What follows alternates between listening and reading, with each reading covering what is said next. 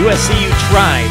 USC, you always try, and I credit you for that, but it just didn't work out in terms of schedule difficulty here in 2018. Mark Rogers TV, the voice of college football. We are running down all the schedules and ranking them 70 all the way up to number 1, and typically USC is one of the very last ones that we review because USC's schedule is difficult. More difficult year to year than anybody in the nation. They always play Notre Dame, and they always go out and schedule somebody else. And typically that third game, as it was 2 years ago against Western Michigan, a Western Michigan team that went undefeated in going to the Cotton Bowl. So USC had no breaks that particular season. And again, here in 2018, they are scheduling as difficult as they can. But because of the division being the weakest in college football, and them being at the top end of the division, so the rest of the division has to play them, but USC does not play itself. So the strongest part of the weakest division, USC doesn't have to contend with.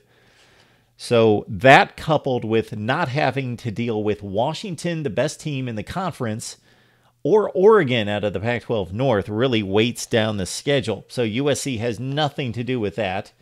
They play in the weakest division.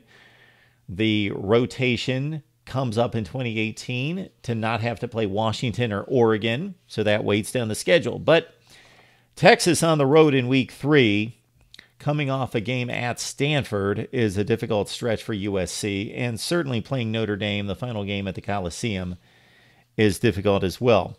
If you look at 4 of the first 5 games of the season for USC, it's a difficult stretch after UNLV on September 1st.